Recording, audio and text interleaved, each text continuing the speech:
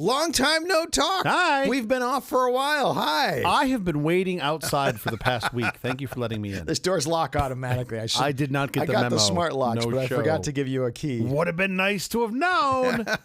During our break, I decided to barbecue, as one does. Shocking, I know. tell you. Here's the thing. I make food at scale because once you have obtained grills that are of the size that I have, you might as well just fill And it. the quantity, sure. So I texted one of my neighbors and I said, hey, I've got extra ribs. Are you hungry? Mm-hmm. And he responded and said, I'm out right now, but text one of the kids. I'm sure they're hungry. Yeah. So I texted his senior in high school, and this kid cracks me up because he responded with, I'm out right now, but I can be home in less than 10 minutes. I'm in Pasadena, but I can be home in about 8 minutes. Yeah, I'm 30 minutes away. I'll be there in 10. He drove directly to my house with a friend, Sure. to which then I handed him ribs, and it literally, those two kids hit the lottery for that weekend. It was quite lovely. Meanwhile, on the home front, my child said to me, Daddy, I don't think I like ribs as much anymore. Oh. And I haven't let him sleep inside since. No, why would you? Outside's good enough for that kid. Hey, I mean, it's still Southern California. I'm not like mean. Sure. Not like we're in In one of the 4, Dakotas. 3, 2.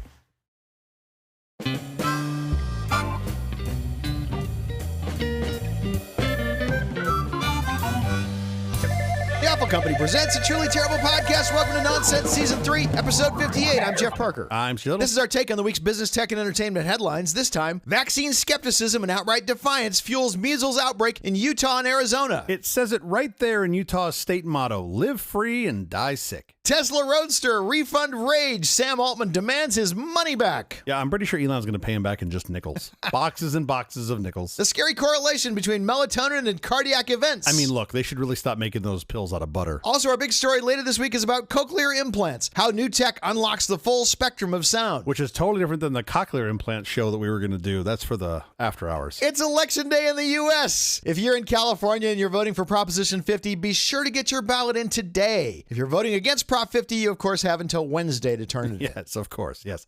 Wednesday or Thursday, there's no rush. This is government shutdown day number 35. Republicans do not want to extend the ACA premium tax credits, which would prevent most people's healthcare premiums from doubling. Those tax credits are estimated to cost the government about $35 billion.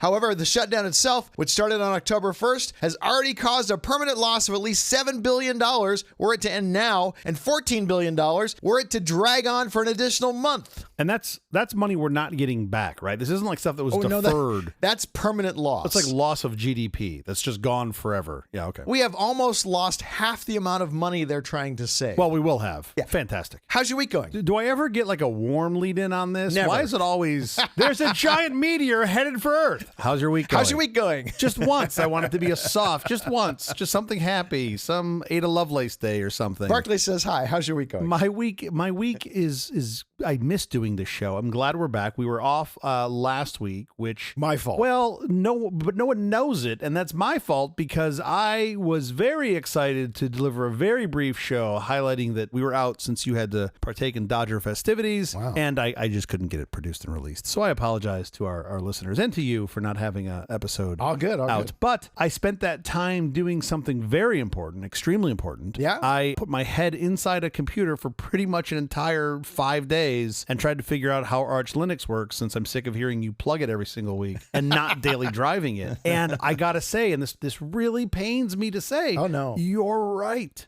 It's Oh. really great. I've said this before, but like I really want to everyday drive it. So Yeah. last week ended with me ordering yet another computer for my desk because I fully believe I can everyday drive Arch Linux, and I think that's going to be the answer. So For sure. take that, Tim Cook. However, did the new computer cost as much as the No, what do you have? no, you have an God, M4 no. or an M2? No. It didn't cost as much as added memory on Sure. a MacBook or Mac Studio. No, we're not going to compare prices. No, because So you're getting a better system for a lot less money. now for my needs, I'm not sure. I think as a dip my foot in the water, this will be a great start. Yeah. It does have a shockingly low number of USB 4 ports or Thunderbolt ports. However, The hardware that you've ordered. that's because the the one that hardware I you've picked. ordered. Yeah, sure. Yeah, the hardware that I ordered. So I do think there is hardware that is pretty darn close to comparative to the Macs that I currently use. Yeah. However, they are going to be more money. They are going to be a lot closer in price. Still not the same price,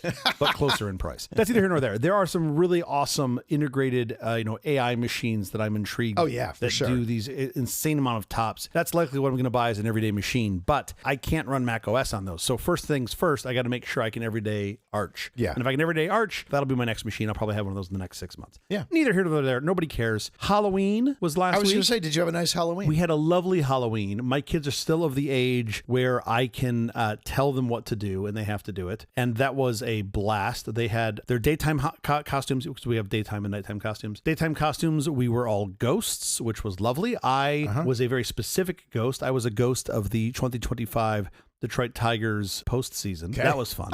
And everybody else in the family was ghosts. So that was really cute, and it was great. And then our nighttime costumes, my youngest son dressed up as the number 6. My oldest son dressed up as the number 7. That is not unique. Many kids did that. Sure. The part that was unique is my wife and I dressed up as hands. And that I thought was pretty funny. Oh, that's hilarious. Because if you know the 6-7 routine, 6-7 with the hands. So we'd come across kids, let's say like 10, 11, 12 years old, and they'd see us and they'd be like, oh, high five, man. I was like, nope, that's not it. And I'd be like, look at the kids, and look at the kids. And they'd be like, oh, we get it, 6-7. And I was just trying to ruin the meme for all of the children, basically, by just making it our own. It's like when you were walking around and there were boomers saying the word cool, and you were like, no, don't do that, please. Now I'm on the other side of that. Anyway, that was a blast. And fortunately did not, because my kids are younger, they tapped out pretty early. It did not get in the way of me watching the epic win from the Japanese national team on Friday night, which was great. It's a little baseball. I love seeing them. It is so nice that they play for this team out of Los Angeles. I can no longer say that I'm not a baseball fan. I think that this season has made me a baseball fan. They suck you in, don't they? It's just the worst. Listen, it's the greatest game, first of all. It's so terrible. dramatic. I've gone from the guy who was like, this is a boring sport, I go every now and again, I don't enjoy it, to now I am literally arguing against people that are saying that. I'm like, well,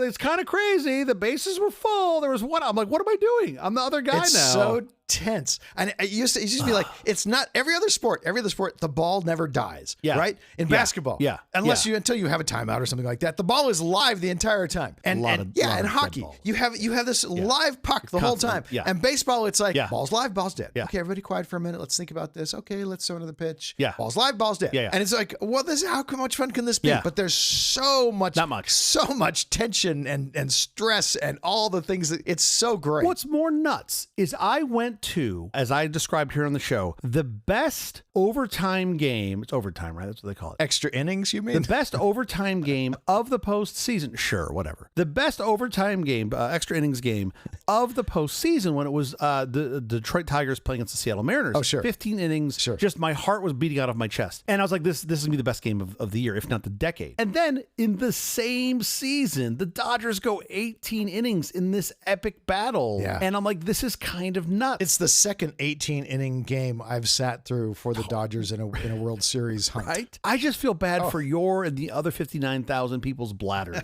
Because I remember at game 5, I had to pee in like the middle of the 8th. Yeah, but you don't want to leave. And like by the 12th, I was like, I don't know what I'm going to do. And I was like, you know what? If it happens, it happens. Like, who cares? Like, if I pee, I pee. Although the commercials this year seem to be extraordinarily long. Yeah. In fact, by the time we got to the World Series, those breaks were 3+ minutes. The breaks were insanely long. Yeah. Which was nice because I would just delay the game and watch. Yeah, and catch up. Sure. When you're at the park, that's harder to do. This is worth debating. My wife asked me, she's like, did you record the game? And I was like, record it? Like on a VCR? She's like, no, on the YouTube TV, did you record it? And I'm like, no, you don't record it. You just add it to your library. And then that's how you get it. And then I told her, I was like, we don't record things. It's not on a VCR. To which she then texted me last night and she said, and I quote, when I added a show to my library on YouTube TV, there was a banner that told me it will record my show. Yes. She sent this to me as like she'll never forget. It'll be 8 years later and she'll be like, see, it's still recording. And I'm like, oh, come on. Yeah. That's not how it works. It's recording everything. It's literally, Google is saving everything. Yeah, I know. And all they're doing is giving you a pointer. You're just getting a pointer. Exactly. We are such nerds. But they wouldn't need 19 million copies of the same thing. It would make no sense. Of course it would make no sense. Although I'm sure there's some Byzantine copyright law that you'd stand up for that does require them to do it because it was broadcast in the air and only your eyeballs are.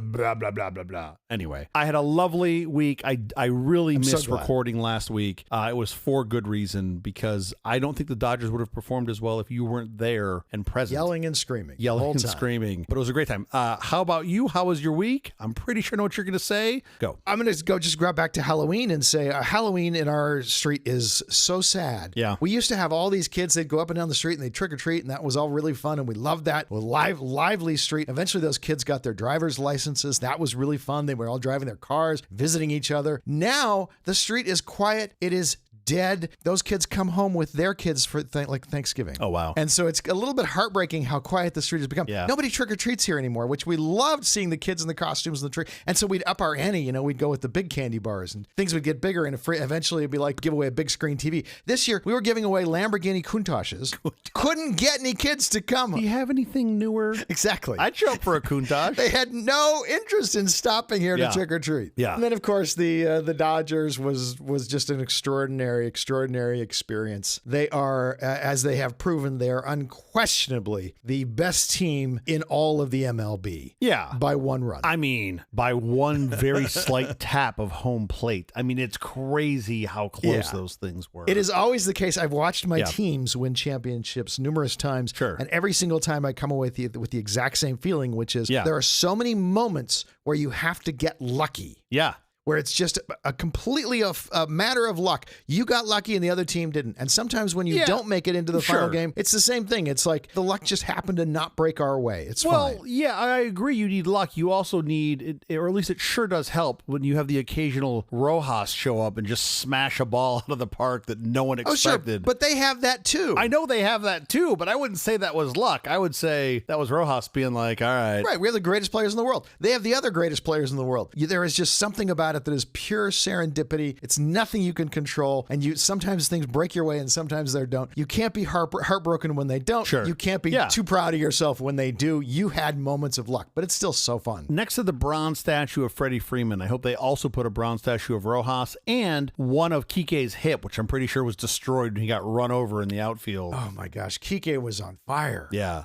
We always say October Kike is like a different animal than the Kike you get during the regular season. And it's just so true. I mean, to be fair, they play like 600 games every year, so it's hard to bring it for all of those. I understand why he shows up for just the last handful. It's just remarkable how good he is. When everyone else looks defeated, Kike Hernandez is out there playing like he's a child. Yeah. Like he doesn't know what the score is or what's happening, and everything is, going his way. You're playing a game. They should all be playing like they're children. They're playing a game. They're having so much fun. They should not be taking this super seriously. It's absolutely delightful to watch October Kike. Yes. It's even better when not only does the game go into extra innings, the last game that is the deciding game of the entire season. Yeah, but, that's how close also it was. A bench clearing brawl, because I think they figured since I was a hockey fan, like let's give him what he wants. Give him a little entertainment. Those poor guys running in from the bullpen, like what are they gonna do? Like you're here an hour late. Like the fight's already over by the time you get here. They're all out of breath. They're like, oh, sorry. Like it's like when you watch it's pretty rare. I mean, hockey fights when you get 5-on-5 fighting is pretty rare. Yeah, sure. 6-on-6 fighting, you only see that like once every couple seasons. Sure. Because the goalies don't want to skate from one end to the other. It's a long ways away. It's like, what are you guys doing? They should have just fought in the bullpens. They should have just ran to each other's bullpen and fought, and it would have been like an auxiliary fight anyway. Nobody ever fights anymore. Nobody ever actually throws fisticuffs anymore because they all know they're going to get tossed. And in hockey, they stand there and watch it. The referees just watch the fight go on, and after they get bored, then they say, okay, enough of this. Stop doing this and go on. No, it's usually when they get exhausted. I love when they're beating the snot out of each other and they literally can't throw punches anymore. Now they're just two dudes hugging on the ice, and they're like, all right, break it up. It's literally just when the referees get what looks like the referees just say, this is, I'm bored now. Your fight's no longer interesting. Yeah, totally. Yeah. Let's just get back to hitting around the puck. You mentioned the 18-inning game, and I have to say, I did. That game was it's still going on. Yeah, that game just felt like it was never going to end, and I stayed, and of course, for whatever reason, I got tired or whatever, I was exhausted, and I managed to get myself pretty sick. Sure. So I got to spend the remainder of the postseason coughing and cold and the whole thing. So, and you can still hear it if you hear it in my voice. The strange thing is that I got this weird vertigo. Oh, like part of the cold went into my ear. I still am like holding on to the table here. like I'm on a sea On a ship. cruise or something. ship. Oh boy. Yeah. Nonsense at sea. Yeah. That's a whole new unlock for us. Let's get to our headlines. I mean, we're not even a half an hour in yet, but I guess. The patient who said no, how one person halted outbreak control. An ongoing measles outbreak across the Arizona-Utah border with over 150 cases has hit a major snag in Salt Lake City, Utah. Health officials suspect a new case in Salt Lake County, but the patient is refusing to cooperate with the investigation, declining testing and declining to share contact or location information. This uncooperative stance prevents contact tracing to warn potentially exposed individuals. This deep breath. This is just terrible. I mean, this is exactly what we knew was going to happen. I should not be surprised. This is a selfish human being for sure. Oh, this is a terrible human, selfish human being. How kind of you. The outbreak is fueled by low vaccination rates far below the 95% needed for community protection. This incident highlights growing distrust in the public health as measles, an extremely infectious vaccine-preventable disease, reemerges. The U.S. is nearing 1,700 cases this year, its highest count in decades. Yeah, okay. So look, first of all, we had successfully eradicated this disease in the U.S., which means, it doesn't mean that it's not going to be present. It means it's not going to be always present and that you're going to get it from outside sources. I'm pretty confident we're going to lose that designation this year. Oh, for sure. We're going to have measles year-round, the clock, here in the great old United States of America. Well, I think there is a measles season. I think it does go away in the summer months, doesn't it? It has in the past. Yeah. It's not going to. I mean, this is the problem. Like, you got to remember, if you put somebody with measles in a room of unvaccinated people, 90% of the people that are unvaccinated will get measles. Yeah, well, sure. By the way, that person can have left the room 3 hours ago. Well, yeah. And they can still get measles. Yes, of course. You would hope they would have left earlier. But the point being, one cough, everyone gets it. It's nuts. Yeah. So when you take this whole, I'm not going to get vaccinated, which I think is mainly a solid line to lack of empathy, of understanding for how this works in other people, then the next natural step to me is people just being like, oh yeah, I'm not going to share any information. Why would I? Oh, yeah. I don't care about helping them. Sure. And this seems like it's the natural outcome. And this is just terrible. This is just terrible to see. This is not what I want for anyone. What are they supposed to do to encourage this individual to actually come forth with this stuff? By the way, if they don't get the information of who he's been around, we're going to know who he's been around shortly. Oh, yeah, but you won't know until it's too late because remember, you are contagious for several days. But you will before know. you show symptoms. Oh, yeah, you'll know. Eventually, those people will be really sick. No, they could just stay home. That's true. Here's the problem with the whole herd immunity thing. 95% of people vaccinated. You actually need the herd? The disease can't. Yeah. So the disease can't. It makes the disease almost impossible for the disease to jump to person to person to person. Yeah. What I always forget to mention when we talk about this, though, every time it jumps, every time it makes a new infection, it has a potential to mutate. Puts on a disguise. So, So now you can have something that's much more dangerous than measles. Super measles. I can't wait. Right. Yeah, measles plus. Because you are not willing to get vaccinated, you are allowing measles to become a stronger virus. That's not a me problem. That's a them problem. Yeah. Do you remember? I know you remember because you and I are, what's the word? Dinosaurs. Remember when you used to walk into a restaurant? We were there, there's a little diner. You're just there to have a meal with your, one of your friends. Mm-hmm. They'd ask you a question. There was always a question you got asked when you first got there. You remember what it was? 30 years ago, 40 years ago. Hello, no, before they seat you. Hello, Jeff. Welcome to Crocodile Cafe. How many at a party? Crap. I'm not good at this. Okay, after that question, they'd ask you another question. Fuck. Why is this so hard? What's the question they would ask you? Smoking or non? Oh, the question was smoking or non. It's been so long since I've heard that, and living in California, that was a question, that I've forgotten right? that was ever asked. Of course, because we are in this liberal hellhole. Yes, that is of clean air. Of clean air. So they would say smoking or non, and you'd be like, non-smoking, please, as far away from the smoking section. I feel like Salt Lake should think about embracing a measles or non-measles section. Oh, for sure. Vaccinated or unvaccinated, right? Like, that doesn't seem unreasonable. You're not adversely affecting the unvaccinated people, but then they'll bitch about it because they want the seats by the windows where the fresh air is that the vaccinated people want so that they don't get measles. Look, what I want to tell you is don't go to Utah and Arizona. Those are the two states I probably visit the most. Because you have family there. I got family there. Yeah. Can't just move them. Oh, I would not want to move them any closer. I'd like to move them farther. They should have a theme park. They should have like an eradicated diseases theme park. Dad, let's go to the polio exhibit. You're like, oh, crap. Yeah, everybody rides in an iron lung and they missed you with some polio. Oh, if I don't laugh about it, I have to cry about it. All right, so great. Salt Lake, measles. I got some happier news. Some 60,000 kids have avoided peanut allergies due to landmark 2015 advice. Don't eat peanuts! Was that their advice? The advice? No, 60,000 children avoided developing peanut allergies after guidance first issued in 2015 upended medical practice by recommending introducing the allergen to infants starting as early as 4 months. For decades, doctors recommended delaying feeding children peanuts and other foods likely to trigger allergies until age 3. But in 2015, Gideon Lack at King's College London published the groundbreaking Learning Early About Peanut Allergy, or LEAP, trial. Lack and colleagues showed that introducing peanut products in infancy reduced the future risk of developing food allergies by more than 80%. That's a real number. Later analysis showed that the protection persisted in about 70% of the kids into adolescence. That's incredible. This is another great example. Unfortunately for me, my wife does not listen to this show. She'd rather listen to static. And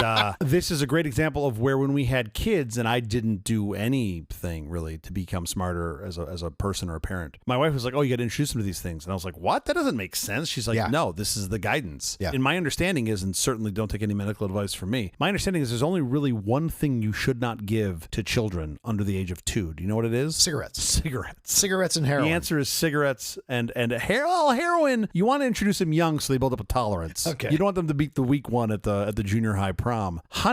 Honey is the food that you're not supposed to give them because it can carry botulism. Oh, I had no idea. So honey under the age of 2, apparently, which does not, you would not think honey, but these other allergens apparently you want to introduce, and we did. And fortunately, our kids had a lovely response, and as of now have no food allergies that we know of. So we got super lucky. But this is a great example of where science gets it right. We continued to look at this problem and we said, oh, as it turns out, it's probably better to do this. Right. And the guidance changes. And that's important. Like that is the whole scientific method is defined in this. Like you get it, you try to make something better, and then you go, oh, well, we can probably improve upon that. And that's exactly what happened. Since this 2015 study, the biggest downside has been the uptake amongst medical professionals has been very slow. Because they're used to telling people not to feed their kids peanuts. Well, but it takes a while to relearn that and go, oh, wait a minute, that thing I told you when you had an older kid, with your younger kid, don't do that. Yeah, so okay, but let's look at this temporally. This initial study was in 2015. The guidance expanded in 2017 to basically say get these into children young and early. Yeah. As of now, you only have less than a third of pediatricians and 2/3 of allergists reported following the expanded guidance from 2017. Sure. It's been 8 years. What are you waiting for? They're just too busy. They just have so many things they have to do. Yeah, it just does not move as quickly. I would like for them to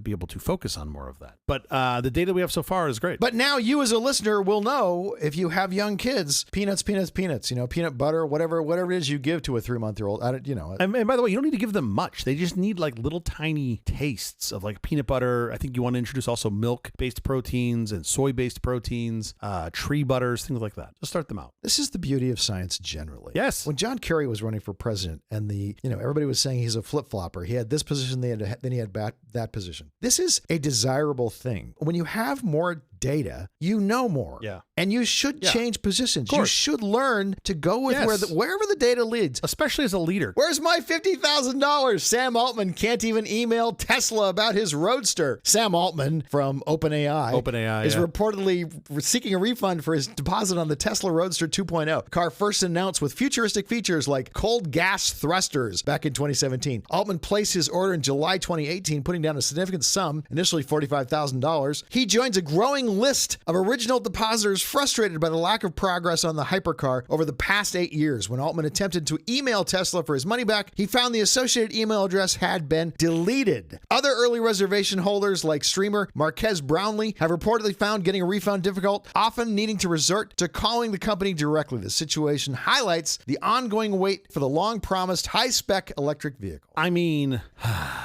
8 years, like...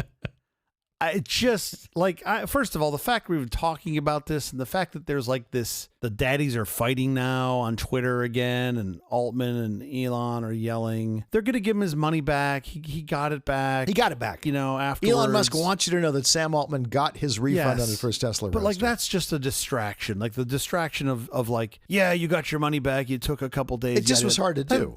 That's kind of not but even that's not the point. The deleted email address is not the point. The point is, you said a long time ago that this thing was coming with all of these things. Sure. And then at no point owned it and was like, well, like you didn't blame it on something. You weren't even like, well, the COVID, or well, physics. Sure. Like you didn't blame it on Physics. anything else. It's just none of those things were excuses. You just were like, let me show you something else in this hand, some other rabbit, a robot doing dishes or something. That's going to be my new excuse for everything. Everything, Physics. as it should be. Physics. Just sorry, we couldn't get through the physics. It was very difficult. I think it's really silly. And like, if you don't want to make the car, don't make the car. But to me, and I'm biased, I see what I want to see. It sure does seem like this is another example of like, oh no. It's a thing that's coming. It's be out, this year. Like, all right, which bucket of delay am I putting this into? Like, which one of your future predictions has actually come true in the time frame that you specify? I'm going to get right to it after I finish this ketamine. But it would be a really neat car, even if it had a third of the specs that they had mentioned. At that price point, I don't know, but I think it'd be a really neat car if they could do some portion of it. But I think right now, I should say most of the things that they've spec'd in this thing are just not feasible. 7 years later. 8 years. 8 years It was announced later. in 2017. Meanwhile, Sam Altman's pissed off when people ask him about where's the revenue for OpenAI. He got very upset when an interviewer asked him about the revenue for the company. Yeah, revenue is how old companies were evaluated. New companies should be evaluated on different metrics. And that company is 10 years old. So yeah, maybe at this point it's okay to go ahead and talk about revenue or lack I'm thereof. biased. I'm pro OpenAI. I'm not a big fan of Tesla. But they've actually got to build a product, and they have been building an incremental product. For 10 years, they've been building the product. Yes. At some point, you do need to talk about revenue. Well, yeah, maybe. I mean...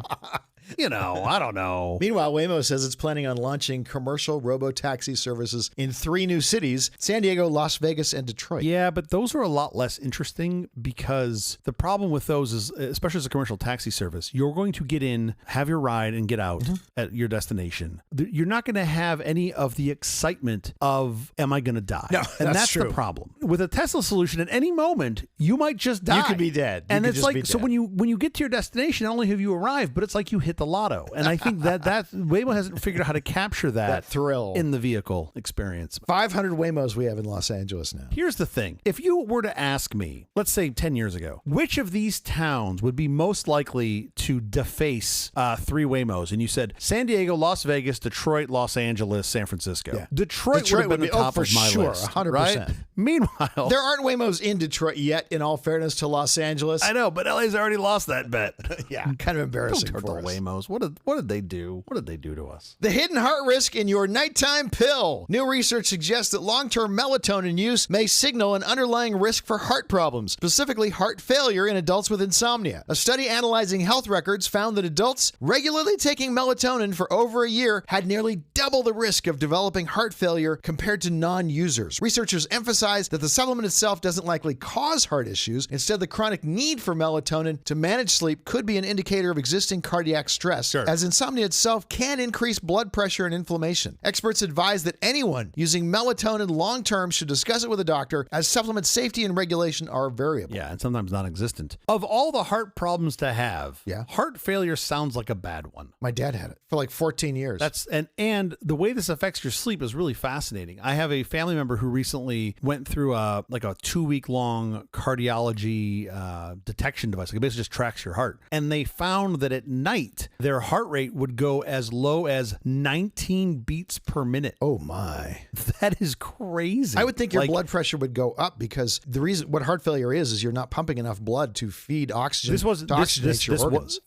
This wasn't actual heart failure. This was just this state of where the heart would slow down. And I was like, at first I was like, oh, well, it's like when your laptop goes into sleep mode. You're just conserving energy. That sounds good. And they're like, no. I was thinking like when a bear hibernates, but same idea. Like when a bear hibernates. Yeah, but you're supposed to wake up. But that's great. Could you imagine 3 to 4 seconds between heartbeats? That's crazy. That's crazy. Now, we have modern solutions for this. If you believe in the science, you can just throw a pacemaker in there and away you go. Yeah. And those things are fantastic. So, but to be clear, back to this melatonin, they're not saying, you you said this, but I just want to repeat it. They're not saying that melatonin is causing this issue. They are saying that if you are taking melatonin because you're not sleeping, you may be masking some other underlying issue. The reason you're taking it might How be. we ended up evolving to so require sleep is a very fascinating thing to me. What do you mean? Just all animals require sleep. What are you talking about? I know. Well, any of us. Yeah. I mean, because I guess you have cycles. Like, what if the Earth just faced the sun and didn't rotate? Then how would you have evolved? There would just be like nighttime critters and daytime critters, and you would never meet. We would have fried. Half the Earth would have been on fire. Could you imagine the interracial couples then? Like, they live right on the line of dusk, and you just have like the light people and the dark people, not in color of skin, but just in like the way they work. They live just a few feet off of the line. And they just have very quick intercourse right at dawn, the dawn line, and then they go back to their respective areas. I think a lot about odd things. Yes, you do. That's the weirdest movie pitch I've ever heard. Back to melatonin. Use of the supplement has increased in recent years. A 2022 Sleep Foundation survey found that up to 27% of U.S. adults take melatonin, as well as 4% of kids. Because no one's sleeping. Maybe cut back on the caffeine and the cocaine. That might be keeping you awake. Those on long-term melatonin were also more than 3 times as likely to be hospitalized for heart failure. Yeah, again, not we don't believe not from causation. Melatonin. Right. Yeah, we believe because you have some other underlying issue of not sleeping, namely heart failure, and then you're taking melatonin. So I think the takeaway from this is if you find yourself taking a lot of melatonin, maybe go see your PCP and just ask them to take a look at the old ticker, make sure the ticker is ticking. Here's the crazy thing about melatonin. It's a supplement, and as a supplement, it's not regulated. No regulation at all. By the FDA. Crazy. There's no regulation at all. Crazy. The dose, None. the purity, it can just be, it's the Wild West. It's whatever you want to put in that bottle and call it melatonin. This is why you'll hear such grumpiness out of me around this Make America Healthy Again movement, because the people that are hawking that crap have no science behind it whatsoever. There's a woman who calls it really expensive urine. Yeah. Which I think says it perfectly. I do love that quote. But if you extend it, she said that if there is harm from a supplement, it means the cost could be far more than simply expensive urine. Oh, for sure. She actually said that, like, expensive urine is the best possible outcome. You could cause like real that's damage. The best outcome. Yes. It could really be bad. And I thought that was so great that someone who, I don't know this woman, but I believe she's a woman of science because she's got doctor in front of her title and she doesn't have chiropractor after it. Yeah. So I got to believe that she's actually, a doctor, and said this. I was like, oh, yeah, that makes sense. Yeah. She's the director of Davis Women's Heart Center at Houston Methodist Heart and Vascular Institute in Texas. So what would she know about hearts? The recommended treatment, I can't say this strongly enough, the recommended treatment for chronic insomnia, according to the American Academy of Sleep Medicine. Have kids? Well, yes, you'll need sleep. Oh, no. That's the recommendation for if you have somnia. If you sleep just fine, have children. That'll change. The recommended treatment for chronic insomnia, according to the American Academy of Sleep Medicine, remains cognitive behavioral therapy for insomnia. And that's so important. If you don't understand what that is, cognitive behavioral therapy for insomnia, Google it. You can figure it out. And if we can talk for a minute. What have we been doing? We rolled right over this in the open. This week, we celebrated the removal of daylight savings time for a couple of months. Yes. Here's the thing about daylight savings time. No one tells the children. The children their internal clocks. 0.0 Fs. Same with the dog. About daylight savings time. They are set to some other clock, circadian or otherwise. Yeah. And it's atomic. Yeah. And they're just up at 4:45 on Sunday morning. Daddy. And I'm just like, what? Can you just... No, just daddy. Like it's like literally the microwave that you forgot to set back in time. And it's just going on automated. You're like, what? If you're not sleeping, talk to your doctor. I think that's the takeaway. If you're not sleeping well, talk to your doctor and see someone about that. Don't just take rando supplements from CVS. Okay, enough with the headlines. In fact, enough with the episode. We have to get out of here. Special thanks to our floor director, Gary Miller. Thanks, Gary. We'll be back later this week with cochlear implants, game changers for the deaf and severely hard of hearing. Until then, thank you for listening to all this nonsense. I'm Jeff Parker. I'm Stjodel. Visas Nesta Gong Dojers. Is that right? It sounds Spanish the way I say it. It is a little Spanish. It's I think I Swedish. was going for Swedish there. Yeah. We'll see you next time, Dodgers. We'll see you next year, Dodgers. Which you could tell because you have to assemble the sentence. That's how you know it's Swedish. It comes you have to put it together. Just a pack of letters.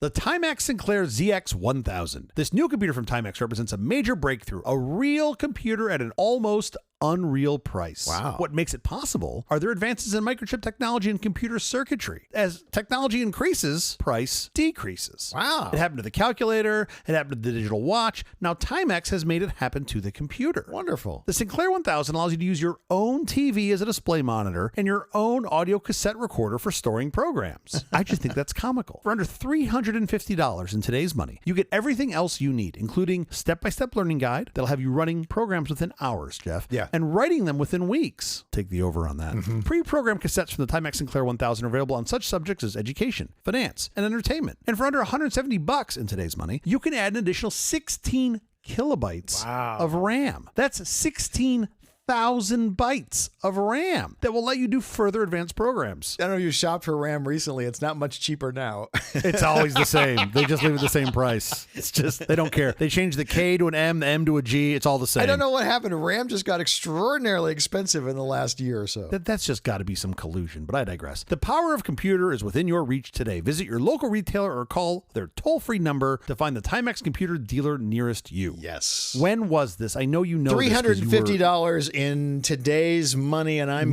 guessing yeah. it was probably $100 when it came out, because that's the perfect You would number. be correctish. $99.95. No, you're right. It was about $100 in then money, so that should make it a little easier for you to figure out. But you know this. You were there. I was there. Not only that, this. I had just bought an IBM Selectric typewriter, an electronic. That is from the International Business Machine. Yes, an electronic typewriter that you actually you could correct 10 words back if you saw a typo that you had typed before it typed it onto the paper.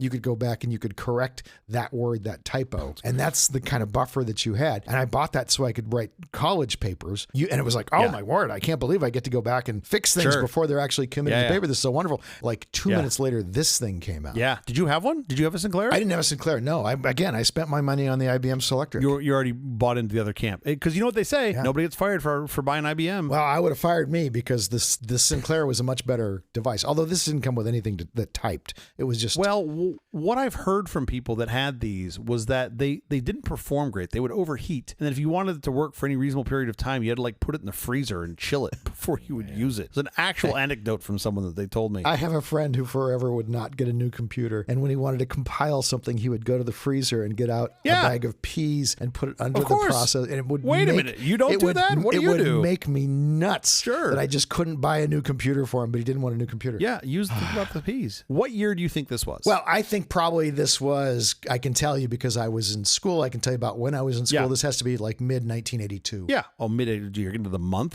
Can you give me a week number?